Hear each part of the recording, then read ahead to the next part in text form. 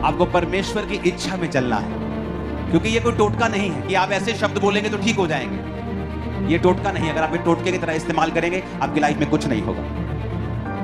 तुम्हारी जो पर्पस है, तुम्हारा मांगने की जो मोटिव है, मांगने का मकसद है, वो प्रभु की महिमा होना चाहिए। हन्ना ने कहा, प्रभु अगर तू मुझे बेटा देगा, मैं तेरे भवन में दे दूंगी। पहले भी मांगती थी, रोती थी, खाना नहीं खाती थी, बड़ा कुछ करती थी, लेकिन प्रभु देता नहीं था। लेकिन जब उसने प्रभु की महिमा के लिए कुछ मांगा, तो परमेश्वर ने उसको बेटा दिया, और उसके बाद उसको और बेटे और बेटियां भी दी। कितने मेरी बात को समझ रहे हैं? तो जब आप इस वचन को पूरा कर रहे होंगे कि मुझे एक्नॉलेज, विश्वास करना है, वचन पहचान लेना है जो मुझे बोलना है, वचन को पहचान कर विश्वास करना, दूसरा अंगीकार करना, तीसरा रिजल्ट है जो अपने आप आ जाएगा। लेकिन उसके साथ साथ मेरी लाइफ साइड पर कैसी होनी चाहिए?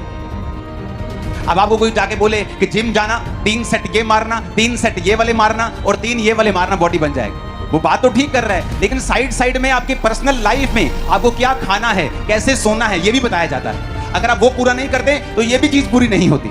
तो साथ साथ में परमेश्वर ने कहा, मुझ पे विश्वास करना, वचनों के ऊपर नहीं, जो तुम बोल रहे हो अपने शब्द, मुझ पे विश्वास करना, मेरी इच्छा के साथ चलना, और तुम्हारा मकसद मेरी महिमा होना चाहिए। ऊंची बात से बोलो हालेलुया। हमें यह बात समझ लेनी चाहिए, बाइबल के वचन का अंगीकार करते करते अगर आप चोरी करते हैं, आप चोर हैं।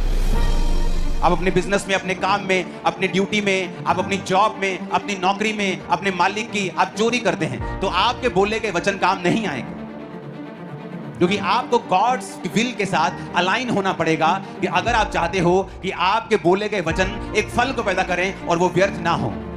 अगर आप मिट्टी में बीज बोते हो, तो आप उस मिट्टी की गोटी करते हो, आप उसको बीज बोते हो, आप उसको पानी देते हो, आप फिर उस पर ट्रैक्टर नहीं चलाते हो, आप उसको खराब नहीं होने देते, आप उस बीज की, उस मिट्टी की रक्षा करते हो कि ये फल लेके आए।